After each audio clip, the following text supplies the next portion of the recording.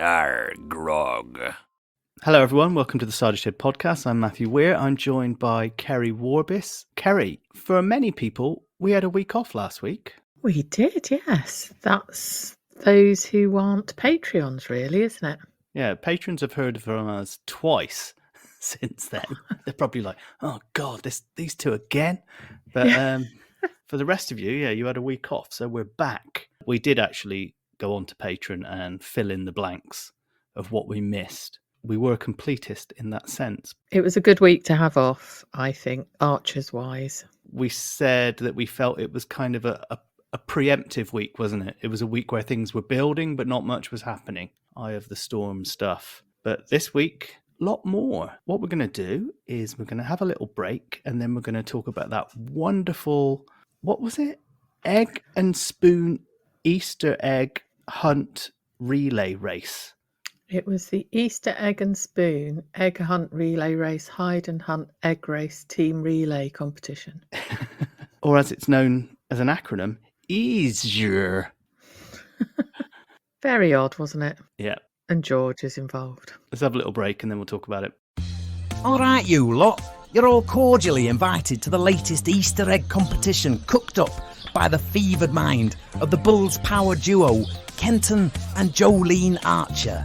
So let's go over the rules of the oldest horse, archaeological, time capsule caravan, road maze, renew fashion parkour in the pub, pizza polytunnel egg challenge. Firstly, place your egg on the spoon, then mount the oldest horse you can find and ride it to Brookfield.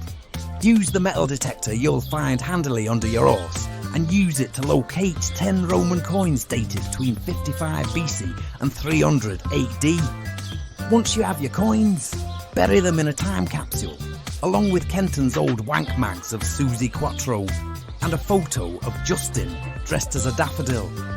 It must be buried directly under a message in a bottle asking for a guitar for Christmas. Then tether your old horse to Jill and Leonard's shagging caravan and ride towards Lower Loxley while misdirecting your opponents by messing with the temporary road signs. In the grounds of Lower Loxley, you must joust against Cranford Crystal in order to win the renewed fashion suit of armour. Then head to the polytunnels to bake a wild garlic and banana pizza while completing 8 parkour challenges. Place your egg atop the pizza and ride over Lakey Hill and back to the Bull before Kenton has finished changing the signage to the beer Ambridge. Then in the second round, exchange your regular egg for a chocolate egg and seek out Rex on his narrowboat. Oh, for f***'s sake, mate. Badger! Navigate the boat towards Ambridge Hall. Here comes Badger! Look at him go! He's even brought Champion the Porky Pony with him for work experience.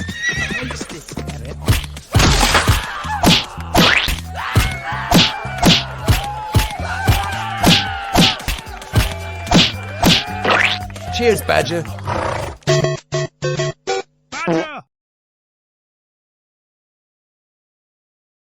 So it was a bit like Death Race 2000, this thing, wasn't it, Keri? Because you had George evil-eyeing Uncle Chris because Chris had found him accused of creating a thirst trap online. Not quite sure how that works. It was just a farrier clumping horseshoes into a horse. I don't know who's getting bandy about that.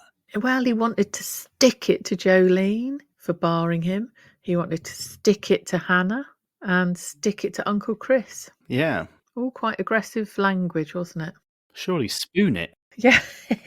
But like, he was so determined to win this because he wanted to take Tilly Button to Grey Gables for the luxury one night at the hotel. Did Tilly Button have any say in this, do you think? No, he's got it bad for her though, hasn't he? Because she came over his house once, the place where him and Will live, where Hannah used to live. Is it number 1 the Green? I can't remember.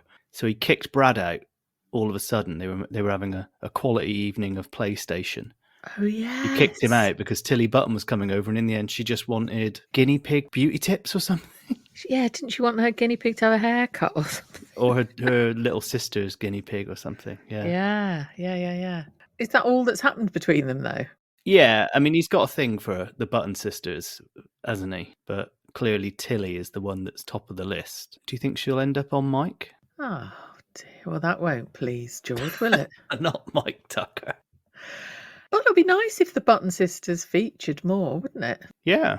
I don't see that she would be that attracted to him unless he changes his ways a lot. He didn't even win the raffle either, did he? Because Miranda won that. Yeah, she won the bubbly. Talking about characters that are off mic, Sabrina got a telling off from Jolene, didn't she, during the egg race? You're going to have to go all the way back to the beginning, Sabrina. And normally any normal human being would say, oh, go f*** yourself, Jolene. But because she's not on mic, she didn't have the mental dexterity or the audio with which to do it. Yeah, I enjoyed Jolene and Lillian in tandem, one on the tannoy and one spotting cheaters. So they spotted that George had used chewing gum to stick his egg on his spoon because Eddie was encouraging him to cheat. Great role model, isn't he? I know. Void round. And at the end of tonight, he starts banging on about Johnny Morris. I mean, The Cider Shed legal department has removed this part of the recording. Move on. There's nothing to see here. So George had gummed his egg on Eddie's advice, got busted. Jolene brings the house down on him. Void round, pushes this button. I imagine like the floor of the green just makes way and they all fall onto spikes when that happens. Under Kenton's instruction. I mean, how many people were there? I'm always baffled by this. I know you have like strange goings-ons in your dad's village and what have you. Loads of odd activities on the notice board. Are you making fun of the Swan Run, Keri? I'm simply describing what happens. Were there Easter activities at your dad's village that you know of? While we're here, I'll just have a quick flick through. And would he have got involved? No. This is my thing. Like, oh right, okay. God, no. Fallon said, should we go for a pint with our teammates, the Horrobins? And he went, no, I think they ate us after that, love. I just imagine like Harrison just fell face forward into a bunch of chocolate or something. Distracted by some wildlife or grass or trees. A chocolate bunny. Oh, look at that. It's a rare brown bunny, Fallon. Don't move, you'll scare it. I've never really looked at an egg this close up. He's such a mentalist, isn't he? Honestly, so many times during this bloody week, it's just like, well, this is why you're in trouble. I liked how Harrison thought that the prize at Grey Gables was a 6-in-a-bed affair. Yeah. As well. Brian, Miranda, Justin, Lillian, Oliver Bartleby. Yeah, only Lillian really understood the rules as well, didn't she, of the silly old game? I think so. Everyone else was just running around completely confused. Martha was helping herself to all the chocolate eggs at the beginning, wasn't she? And all I could think was, they haven't told Rosie about this event, have they, clearly? Yeah. Jolene, darling, all the chocolate eggs have gone missing. And then Pip's like, Rosie, where are you? Oh, Chris won the night at Grey Gables, didn't he? Will we find out who he shares that with, I wonder? Well, George is doing his nut about that. So imagine if it ends up being Hannah. He's going to do something awful like itching powder or something, isn't he? Would Chris invite Hannah, though? I've got family fun, exciting Easter. Come and join us for a range of exciting Holy Week activities. Children, please bring a family grown up with you. Okay. Doesn't really say what it involves. And coming soon, in May, the Swanvolution. Fucking hell, this is so Archers. Journey through time along a pushchair-friendly trail around our beautiful village and spot some historical swans along the way. Hysterical. Ice creams, swan selfie competition. Oh my God. Teas and cakes. Every map gets a prize. What? Every map? Well, Family prize Easter bingo. maps suddenly became involved. Why? I think they give you a map to complete. It's very wholesome, isn't it? And bizarre. Easter holiday camps. That sounds quite... The image is a bunny appearing from behind an egg with a tennis racket, but it looks for all the world like he's about to kick the shit out of you. Why has it got a tennis racket? I don't know, maybe that's one of the activities. Games, matches, prizes, competition in singular, skills. What does that mean? Easter egg hunt. Did George write this? And Skills. Slay. and just finally, not Easter related, but coming soon, Keri, the 24-hour ploughing challenge. That sounds rude. It does, doesn't it? Is your dad doing that? I hope not with his knees. 24-hour ploughing. Yeah. What do people go and watch? See you from 2 p.m. here. And there's a little point underneath. Where? Question mark. The first field opposite the old passage. This is all prison code, isn't it? What's going on here? I had a bit of 24-hour ploughing last night up the old passage. I can't believe people go and watch the ploughing. Are they mad? And that's just one tiny village in this country. Those things happen. Take it all back, the Archers. You're actually perfectly reflecting English society. One of the things that came out of this weekend, because it was all a bit of a battle for Jolene to get there and do it. At one point, she had a crisis of confidence, didn't she? And she was asking Lillian, I think you'll have to take over. But Lillian kind of helped her push on through. But that didn't last very long, did it? Because we had Jolene post-egg race cracking up under pressure from Robert and Emma on Monday. Well, yeah, and she just went, I just want some peas to Lillian, didn't she? Are they short of side dishes in the kitchen? This is what has been troubling her all this time. I just want some peas. Also, Miranda still is called Miranda Elliott, isn't she? Even though they divorced ages ago. Yeah. I wonder what her previous name was. Yeah, she did crack up. Poor old love. I was relieved when all of that came to an end. And she finally told Kenton as well. Yes, that was interesting because he didn't realise that the threatening that had happened was in person. He thought it was like over the phone or something, didn't he? I felt that she neglected to tell him that he'd come to the Bull while Kenton was still in hospital. When her car alarm went off, she didn't tell him that bit, did she? Oh, no, she didn't. She just said about the supermarket. He's like, what? He just pulled up a chair, did he? He did, yeah, basically. But Kenton, his response to it was, well, I now understand why you've been in turmoil all this time. And how about me and you take on managing the pub tonight behind the bar together? And you could hear Jolene's voice shift and change. And she was very, very happy about that. They were back together at the tiller. Yeah, Kenton's obviously on the mend because he went down to the cellar to change a barrel of Shires and he came back up and took a pint over to Neville. Who was Jolene serving while he was taking Neville's pint over, though, Keri? Someone who we said recently we don't think they'd be in it anymore, but they got a mention. God. Joy and Mick. Was it? Yeah, Mick was in the pub. Oh, fuck. Presumably the panic alarm is for when he starts talking about his roadieing days with Status Quo. Yes, the police had offered this panic alarm, and she's also got a hotline. If she dials 999, it's actually answered within 4 hours instead of the 8 that's for normal people. You get straight through to Harrison, who's 7 daiquiris deep. God, Harrison. When Fallon was she had a really good voice on, didn't she? A sort of naughty voice. And had made the daiquiris, had prepared dinner, and there was I think was there music on in the background. And he went, what's all this in aid of? I thought, this is why you are a shit policeman, Harrison. You don't know why she's done this. Oh, the clues are there, love. You were in a disciplinary earlier today that went okay. He's probably worried that his written final warning means no more sex as well. And it's for 2 years, this final written warning. He's going to balls that up, isn't he? That's very long, isn't it, for Harrison? Yeah. To not mess up at all. What did you make of the hearing itself? Okay, there were several people. It was a panel, wasn't it? There was a barrister. There was Odette Callender. Yep. Who was the panel chair. Mr. Ramirez was an independent panel member. A superintendent who was representing the police. Then there was a Mrs. Cromwell. Was she another barrister or something? She was police standards.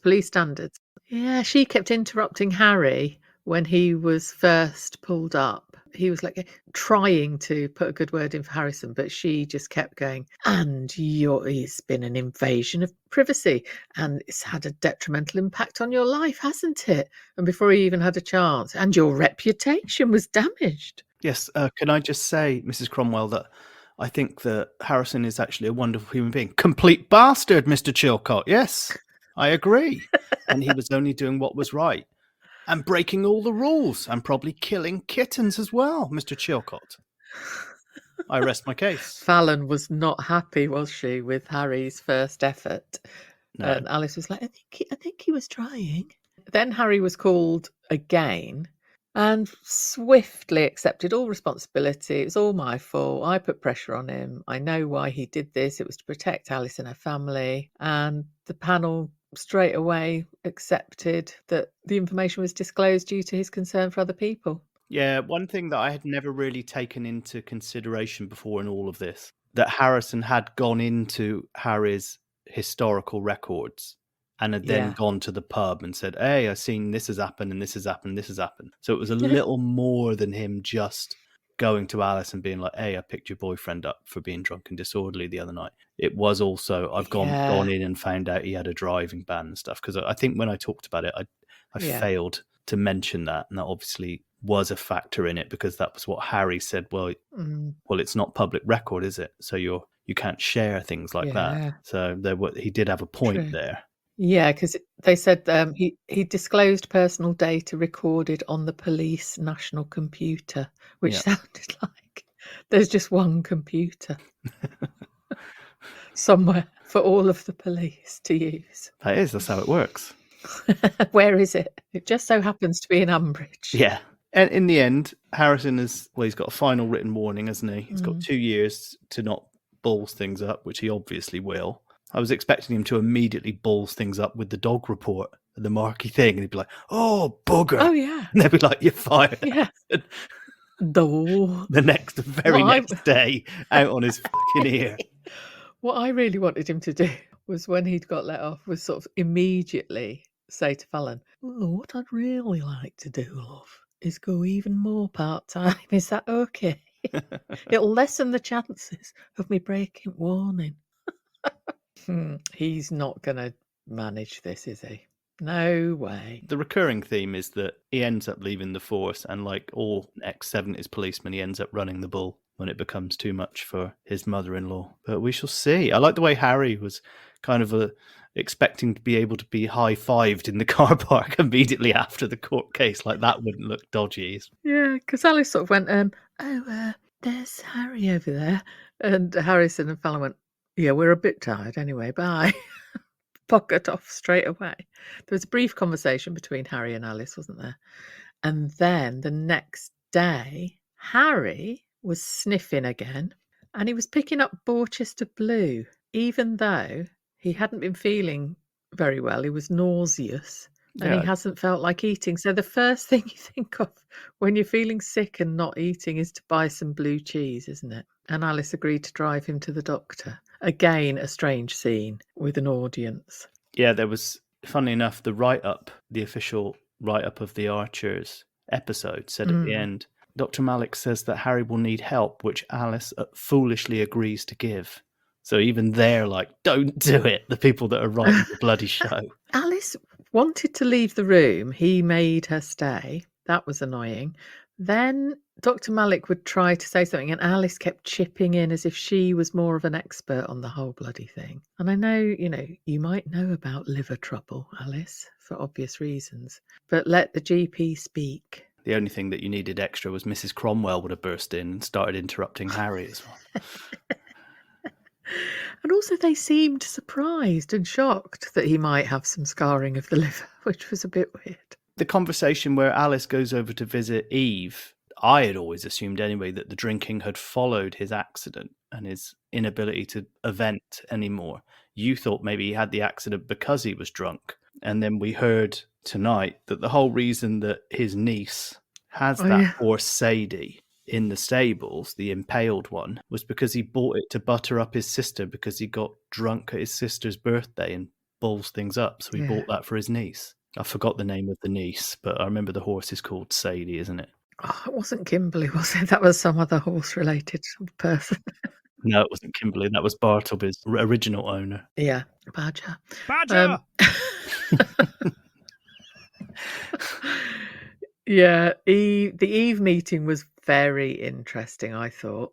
Also, actually, Harry said the increased drinking was since the breakdown of his relationship. I thought, you twat, saying that in front of Alice. But then people on Twitter have said, not this relationship, the previous one. But I thought it was about Alice. Did you? The previous one, this Bryony character. She said that she tried to hang in there for as long as possible, but in the end she couldn't do it. It was massively damning by his mum, wasn't it? Just saying that we've given him every opportunity and he's always let us down, and said that he's been deceitful, embarrassing, insulting. And I was like, well, yeah, we've been listening to him for 3 months, Eve. We know that. As soon as he turned up. He wasn't even pissed then. Yeah. And they're not in a position to help him anymore. And Alice was like, how could you turn your back on your child? I could never do that to Martha. And you think, well, Martha's about 4 and you haven't spent years of having to deal with her hideous behaviour, apart from that Easter egg thing. Alice is going to be his buddy until he finds a proper buddy. This is a recipe for disaster, isn't it? Yep, totally. She should not be doing this at all, I don't think. Meanwhile, her dad is waking up on Monday morning with Miranda in bed next to him. Yes, that was good, wasn't it? It's a tough week for the Cider Shed. You had to listen to Brian and Miranda waking up. I've had Fallon trying to get it on with Harrison tonight. I didn't mind the Brian thing. It was lovely. It was so... they'd polished off a bottle of bubbly the night before. They're having a whale of a time, aren't they? She better bloody behave with him, though. If she pisses him off, and, you know, like Justin's worried that she's using Brian to just as a plaything. I don't think Justin's that worried about it. I think he actually is just a little bit more jealous and would rather not see her face. He doesn't like that this is all being rubbed in his face. Yeah. It's right under his nose, isn't it? Which is quite fun. Genius idea of his to go around and pretend he wants to go camping. Can you imagine? Where are you going camping? And he was like, south of France, Black Forest. I don't know. Just started Anywhere. Yeah, out in Mongolia. Camber Sands. Don't know. And he was like, yes, nothing finer than waking up under canvas. Pathetic. And then quickly just shifted and was like, are you really serious about this Brian thing? And Miranda's she's just having fun, isn't she? I hope so. She had a little chuckle to herself. What, the happy putting? Yeah, happy putting. She said, like, you know, you'll be seeing a lot more of me around the village. So he's gonna have to hold himself up in the dower house. Lillian's kind of made her peace with it. I don't know about that. Well, more so than he has. Yes, that's true. Miranda said that Brian has matured well, like a very fine wine. Justin definitely did say, he was like, so you fancy him, do you? So that is like coming from a place of jealousy, isn't it? Him and Brian have often been rivals. His interrogation of Brian, wasn't it, when he was trying to figure out which meals they'd been having together. And he was like, what, breakfast followed by dinner? And he goes, yeah, well, that's the customary order of things. He's like, and in the intervening period, she was here. And he's like, yes, Justin, we've been fucking shagging, you get it? Like, she had dinner, we stayed over, we got it on. 24-hour ploughing. Yes. Isn't it? Don't be late. 24-hour ploughing. The best bit was when Justin was in there wanting to play golf and went, what's that familiar smell? And Brian went, well, I have been scrambling some eggs. No. It's the scent of Miranda. Ooh, I love that stuff. There should have been much more of that and much less egg hunt. What's funny is the actual name of Miranda's scent is scrambled eggs. It's a Eau de toilette. Oh, very good. Eau de parfum. You'll see the episode of Bottom where he's trying to impress someone and brings her back to his apartment, Rick Mayo, and he goes, oh, nothing, it's just my little pomme de terre. I don't like Bottom. No, I've tried. Really? Not even the episode where the gas man comes round with Brian Glover living next door? No, it's all... No, not my... Didn't do it for me, no. Did you like the young ones? Yes. Isn't it just a continuation of the young ones in style of humour? No. It is, Keri. Next. It's just people... It isn't! It's just Rick Mail and Adrian Edmondson hitting each other with some, like, oh, well, wee they're jokes not as in between. good when it's just the two of them. No, not for me. I was listening to the reunion on Radio 4 a few years ago, and they had a bunch of the people that were involved in the young ones. So Alexi Sale was there, Nigel Planer, Lisa Mayer, who was one of the writers. The guy that played Mike. Oh, yeah. He's never watched a single episode of it. Oh, he's dead, isn't he? Is that why? I don't think so. Are you confusing him with Rick Mail, Keri? No, the little Mike man, he's dead. Is he? Yeah, I can remember it happening. Christopher Ryan. I didn't know what his name was, actually, but... No, he's alive, 74 years old. Badger! No! You're full of shit, Keri. I don't know why I even believe I was you. convincing then, was Yeah, not really. I'd have to I actually was convincing because I believed it. Poor old Christopher Ryan, very much alive. Oh, no. 74 years young. But yeah, he was saying that he's also in Bottom as a character called Mikey Hedgehog. He's never watched an episode of Bottom either. He said that he's a little bit older than all of the cast. And he always it was a job. He went in, he acted, and he walked back out again. And he's never watched it. But that's quite common with some actors, isn't it? Like they don't watch their own work. They kind of let other people do it and report back on them. There was an interview with an actress recently. I think it was on Instagram, where they were really like, how did you get into the role? And all that emotion and stress. And she just went, I'm an actor. I read the lines and I've been to acting school. When Olivia Colman took on the role of the Queen in The Crown, at the same time in tandem, you had Helena Bonham Carter playing Princess Margaret. Helena Bonham Carter went full method. Watched hundreds of hours of Princess Margaret and devoured everything she could. And she said Olivia Colman was just like, action, I'll be the Queen. Just like, didn't give a shit. Just went in and did it. She's got no method. Just walk in, do it. I mean, they asked Harrison Ford when Star Wars came back. One of the American talk show hosts said, did you get emotional when you put the outfit back on? You went, no, I got paid. Oh, that's what the Adam actor says, isn't it? Oh, he says that as well. Yes, just a job, isn't it? Or did he say just a log? I may have misheard. Brian was going off for lunch with Ian, Adam and Xander, wasn't he, on Easter Monday? Just the four of you? Is it just the four of you? Anyone else? Yeah, Justin, he's desperate, isn't he? I was just very glad that didn't happen in our ears, that lunch. I was like, oh no, we're not going there, are we? Kate and Jacob had gone off to Bath. The last member of that family that went off to Bath was Alice, but she never went. That's true. She lied about being there, and when she got back, Peggy did a series of questions on her. Did you go to Royal Crescent? Did you go to Gay Street? Did you go to the market? Did you go to Walcott Street? And she was like, what? Started pooing her pants. Pump house? What was that like, dear? Fuck off. It's the cannot be rehearsed, but spontaneously Keri Peggy impression. You never know when it's coming. Exactly. Nothing done on request. No, exactly. Yes. All right, let's have a little break and let's have a little chat about talking horses and sexy Fallon. This week on Borchester Facts Matter. Facts matter. We speak to the parents whose teenagers have been drawn into one of the darkest corners of the internet. Grundy Media. My daughter used to come home, not speak to us, lock herself in her room and listen to Scandinavian death metal. Now she keeps showing us videos of old horses. I just don't know what to do. For the last year, our daughter has been asking for money to go to Ibiza this summer.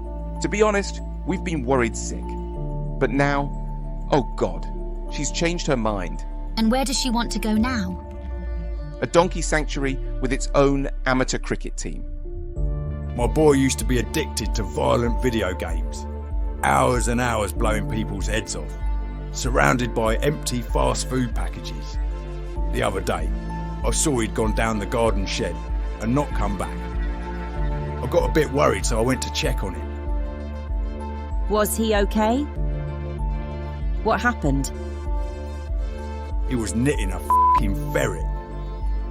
If you or a loved one have been affected by Grundy Media, don't hesitate to call our helpline, 1-800-FERRET-FERRET.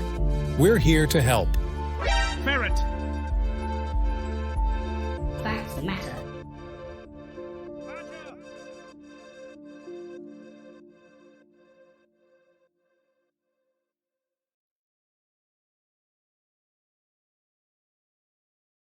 So Harrison, fresh from discovering he's still got a job, comes through the door this Friday and gets greeted immediately with an incredibly dirty daiquiri from Fallon. Yes, I bet your ears pricked up, didn't they? Something did. Ears, yes. Your prick eared up. Yeah, and he was like, she was like, I was going to pick a movie, but then I thought we could just go to bed and have sex instead. And he was like, okay, maybe I'll go and slip into something more comfortable. Imagine him re-emerging in a hedgehog onesie. But it was to no avail, because who calls round? Gooseberry Robert. Robert the cock blocker. Here he is. I love that little cop blocker. Cop, yeah. I'm here to increase community vigilance and our powers of observation are not always what they could be. And Harrison's like, yeah, I quite agree, actually. I mean, at that point, I'm thinking they're both sat there in gimp suits and, totally naked. chained to each other. And Robert's just dildos in their hands. Harrison's got like nipple clamps on. Yes. He's just wittering on about neighbourhood watch and doorbell cams. Yeah, we've got to really pay more attention. No, he's not northern, is it? We've got to pay more attention. He said to body language and so on. Yeah, and it's Fallon, if only. It was a great scene. It was, wasn't it? I think the Robert actor was really good, and it was his birthday, and there was a Stroganoff crisis. I thought the Stroganoff crisis was written by John le Carré, is it not? Linda's having a Stroganoff crisis, and over at Fallon and Harrison's place, they're having a having it off crisis. Oh, I'm sure they made up for lost time the minute Robert trotted off to Linda, who actually, she said, because of the crisis, he had another hour, didn't he, with them, and they just got him on the daiquiris. So maybe Robert joined in. Robert joined in on his birthday present. It's a threesome with Harrison and Fallon. They were whispering to each other, weren't they? And Fallon was like, what do you think? And he went, it's your call. So maybe they did. The last thing I'm pretty sure I heard Robert say was, I'd love a cock tail. Yeah. The next scene will be Linda coming round because Robert hasn't appeared and speaking to Harrison and going, what's that familiar smell? Well, we have been cooking. No, it's not that. It's not that. I smell the scent of Robert. Yes, it's denim. I know that anywhere.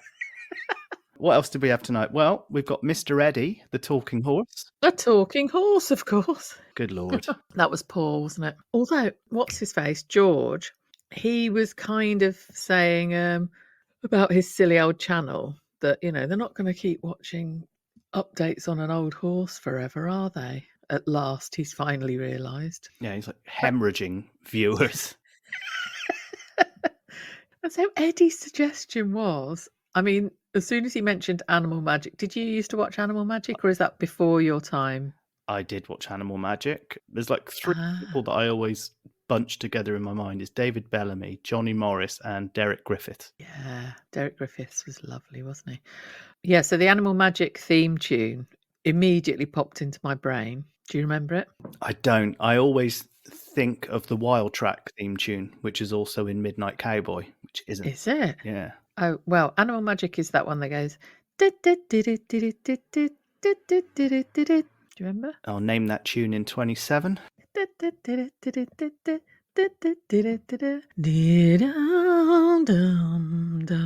With loads of strings. Okay, I'll take your word for it. I obviously used to watch it. What's the one you're on about then? The Wild Track theme tune. It's actually featured on this podcast about Harrison.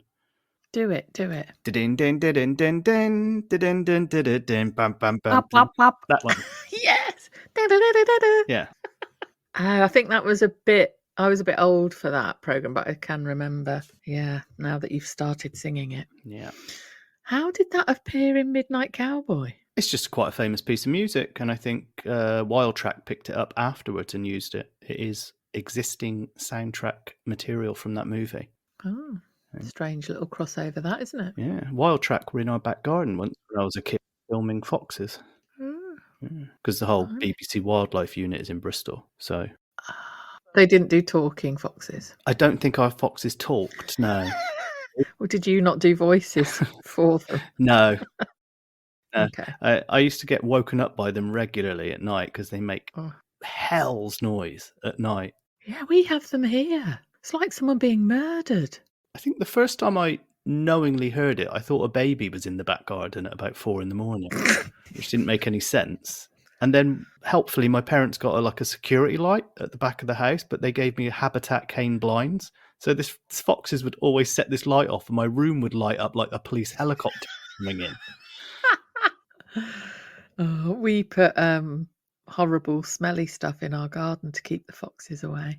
Oh, I don't think we ever tried to do anything to discourage them. There were always loads around where we grew up. So there was a huge panic about it about 10 years ago in London, wasn't there? Because those foxes got into that kid's bedroom and were actually in the cradle. Yes. It's been largely divulged since that they were actually only interested in eating the shitty nappy and they were ignoring the baby completely. Oh, yes, I remember that story. Yeah. It actually sort of got through the window, didn't it? Yeah. Yeah. Oof. And then there was a period of people kind of saying, I walked home from the pub last night and saw a fox. Almost didn't make it. They're beautiful. I love seeing them trotting around the streets. Really nice to look at. I just don't want to hear them. You wouldn't see them in the urban areas here in Porto. You'd see them out in the sticks in the villages, but not, right. Not kind of around here. Mind you, a lot of people keep chickens in their back garden, so I wouldn't be at all surprised if they do make the occasional visit. Before we have a little chat about our socials and our lovely supporters and all of that, let's have a little final word from our sponsors, and then we'll be back. Dear Cider Shed listener, we are inviting you to be part of our exclusive offer, the ultimate planner for the coming year, the official Odette Calendar 2025. Start your journey with us in January as we see Harrison getting told off by Odette for destroying evidence that Susan sold woodbines to kids in the village shop.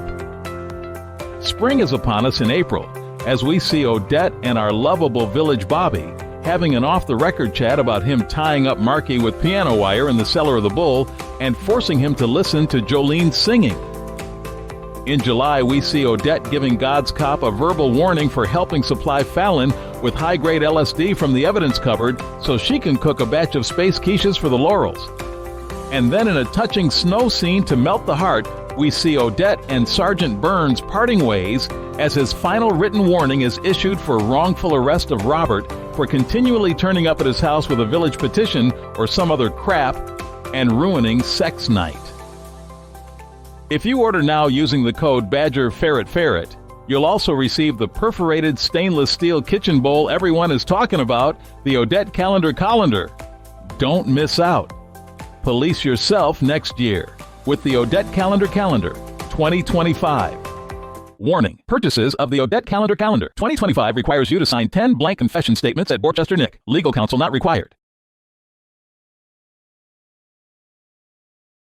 If you want to get in touch with us on Facebook, you can find us. We have a group called the Cider Shed Podcast. A couple of people got in touch on there in relation to our episode that we did where we filled in the blanks. Viv said, great episode, guys. Stuart got in touch to say, I am Stuart Anthony, but known to many as Stew Dog. That's like Gladiator, isn't it? Yeah, a little bit. Or Princess Bride. He doesn't say, yes. You killed my father, prepare to die at the end of that, but he posted the photo of him in his Stew Dog hat. Yeah. Oh. And Mandy McCartney said, Keri on the goon bag, in brackets, box wine. We had that conversation off air, didn't we? I didn't say goon bag on air. Can't wait. Oh, yeah, but she knows what it's called. Yeah. Clearly. Nickname, yeah. Megan Eliza Stott has sent us some Badger beers, which are different to the Badger beers that some. We're going to do a Badger photo dump on our Instagram, which is at the Cider Shed Pod as well. Oh, hi Megan. Courtney loved the latest edition of Film Orbis, and he's sent a version of the poster of American Psycho in which he's replaced the title of the movie to Corporate Psycho Person. I want to see that. And yeah, Courtney and I are probably, if we can work out dates, going to go for a beer in London in the month of April. If he can put his Lego down for a few minutes. Oh, that's good. So yeah, as I said, we've got an Instagram, which is at the Cider Shed Pod. That's what we are on Twitter as well, isn't it, Keri? It is, at the Cider Shed Pod on Twitter. Lots of laughs on there. And we're at the Cider Shed Pod planet.bsky.social on Blue Sky as well. Now, if you want to support us, one way you can do it is on Patreon. You can go to www.patreon.com/The Cider Shed. We had our Easter episode, which came out, a mighty hour and 10 minutes that was. We had some feedback on that. Nina said... God, that was long. Is that what she said? No. Kerry, when you were trying to remember Bill and Ted's Excellent Adventure, it took me back to when I was a teenager asking my mum to video it for me on a good old VHS tape. Obviously not the tape that had mum's tape, do not use soldier/Tenko written on it. She dutifully videoed it for me and wrote on the tape, Billy and Bobby's Fun Day. That's pretty much exactly what I said. I can see why that reminded you of it. Robin Ben said, what a good episode and how kind of you to make it during your holidays. A very happy Easter to everyone and to you, Robin. Backdated. Aww. Michelle White said, thank you so much. I really appreciate all you do. It must be a lot of work for you. Hope you have a lovely Easter and enjoy the football. I haven't been enjoying football much recently, Michelle, to be honest. Kerry has. Mandy Belshaw stepped in and said, stop being so polite, you peeps. That was a fucking awesome episode. I'm snorting around the garden with my lawnmower. Is a cheese egg just a vertical baby bell? These are the philosophical questions we ruminate over in the wee small hours. Dave Howard said, I hate to be pedantic, in brackets. No, I don't. The Overton window is the range of political positions that are considered acceptable to the electorate. Political positions outside of the window are considered and referred to hard or extreme left or right. The Overton window moves back and forth and changes width. Nationalisation, for instance, is often thought of as an extreme strategy. Not by me, obviously. So with that sorted, I'm off to tug on a donkey. In brackets, great episode. Badger! See, I knew you were wrong, Matthew, which is what threw me. Excuse me, Kerry, because I followed up. What did I say? Didn't I say the parameters of ideas within which you can govern acceptably? Badger! So I was vaguely there, kind of. Better than Kerry, who thought it was a window in Hampshire. I thought it was the Rose window. Oh, no, yeah. No, that was the York Minster, wasn't it? And Davis replied, to be fair, if I must, that does mean the same thing, but I heard it more as a set of rules or practices. Badger! Kerry is effortless comedy gold. Thank you for a brilliant episode. Kerry is effortless. That's just full stop. Yeah. Vivian said, great stuff, guys, but AI limited in that I'm now shouting at you and you can't hear. Yeah, I meant, where is Dan now? Alistair, also known as Dad, never mentions him. And she said, having listened back to that 2014 Easter episode, at 40 minutes, Natasha is mentioned as ready to do hair. But didn't she have a line in skincare, etc. at one time? I don't reckon it's the same Natasha then. It's Yes, I knew it. I knew there was a Natasha doing hair. Now, which one? I'm not sure of. Yeah, because she used to do skincare and beauty, didn't she, as Viv points out, before she got into juices and shacking up with Tom. It's funny that you can't possibly ever have characters that have the same first name in any of the environs, isn't it? Never mentioned. I'm like Kerry, seen loads of movies, but rubbish with Rubbish with quotes? Never work in a cloakroom in the cinema then, Viv. Rubbish with quotes, except for Casablanca, which I can virtually quote word for word. By the way, she wrote it right, I just read it wrong. Looking forward to your next episode. Kiss. Thanks, Viv. And Lynn Bird says, I know we're all laughing, so it's only fair that Kerry gets to ask Matthew to name some films from film lines, as it seems to be a specialist subject. Might need the Mastermind theme tune. Yes, Matthew, I might get my revenge. Well, you can, but I don't want a load of bloody Ealing communies. I'm not saying that'll be what it is. The whole point is that these movies are like household names from the 70s, 80s and 90s, and you don't know any of them. I'd be willing to take the challenge of naming movies from the same era.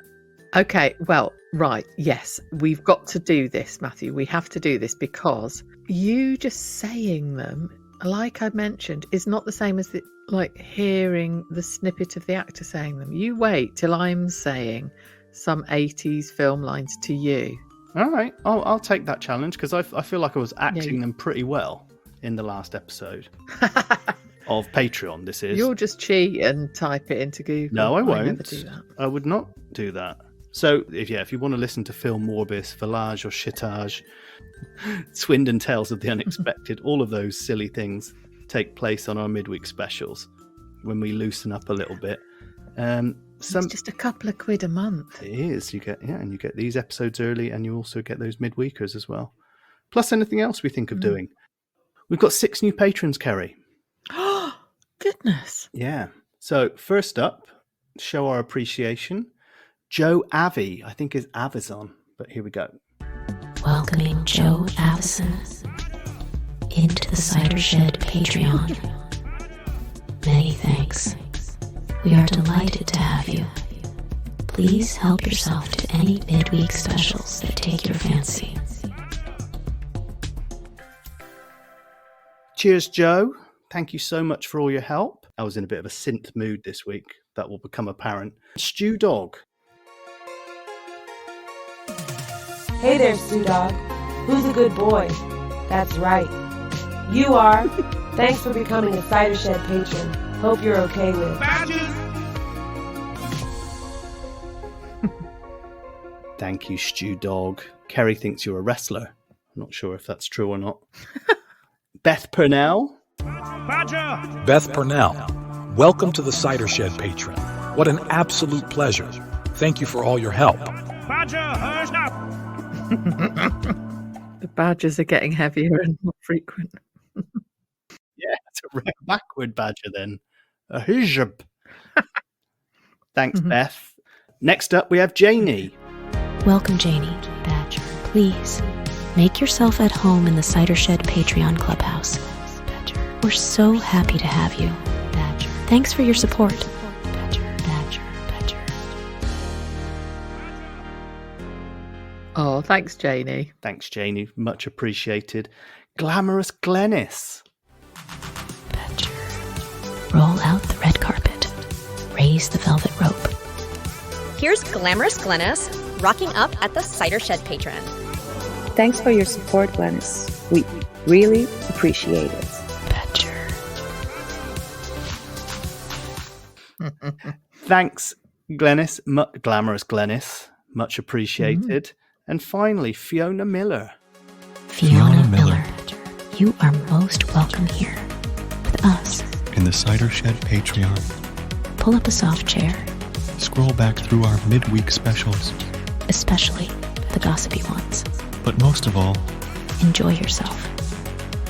Thanks so much for your support, Fiona. Okay, cheers, Fiona. Thank you so much. Thanks to everyone who has joined our Patreon in recent times or in aged times. We are very appreciative for all of the help. It really takes a lot of the stress out of the time that goes into it, and can't thank you enough. Keri, another way people can support us is by writing a review. Am I correct? You are very correct, Matthew. Always correct. Yes, we've got a bloody marvellous new 5-star review from Lewis Cardiff, who has written, "Who knew?" crying laughing emoji as the title. And Lewis says, "I'm a 51-year-old guy that quite frankly does not admit to listening to the Archers outside of close family members. I stumbled across this podcast and it now makes me finish the week's episode so I can listen to it on a Saturday. Love how they take the proverbial out of the show's characters and events, which have me rolling with laughter. Keep up the good work. Okay with the hand type thing emoji." Oh, lovely. Someone else that we're just helping them get through the Archers bit by bit.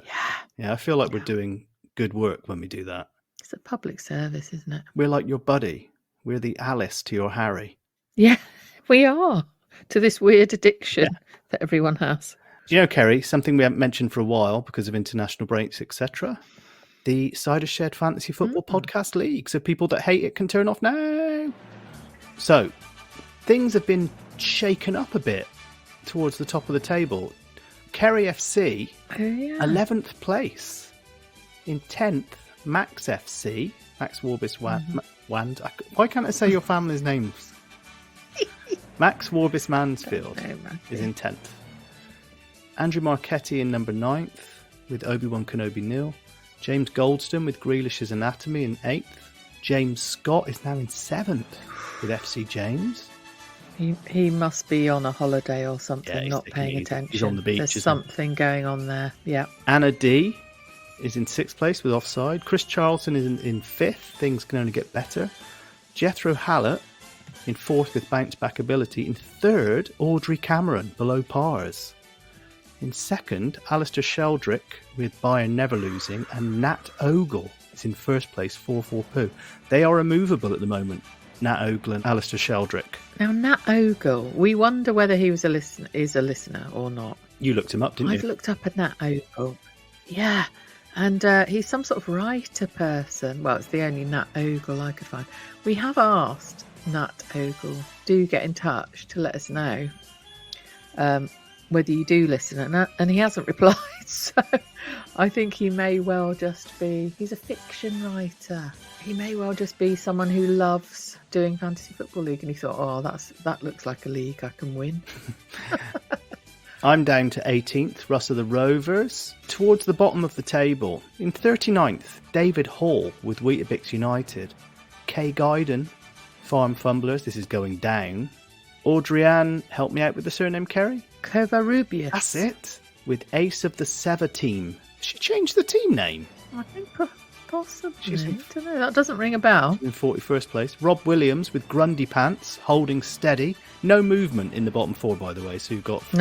I wonder why. 42nd, Rob Williams, Grundy Pants. 43rd, Nimrod Pleasure Beach Friday. 44th, Peter Fickling, 1-star review. And keeping him from bottom, Emily Crew with the Ballad of Bowen. So Emily ignored my pleas to help with the team.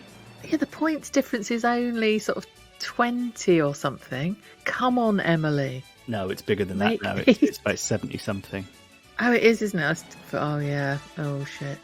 Kay Guyden told me that she'd lost the password for her team. She's in 40th. She's in what? She's in 40th. Ah, right. Okay. Oh, bless.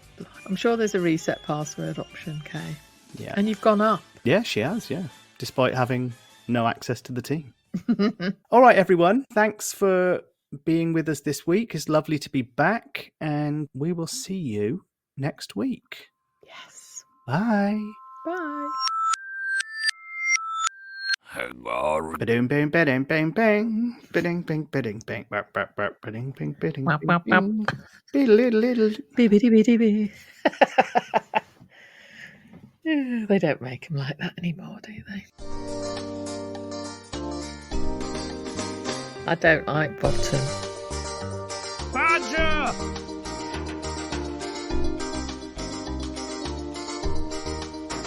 I don't like bottom. Badger!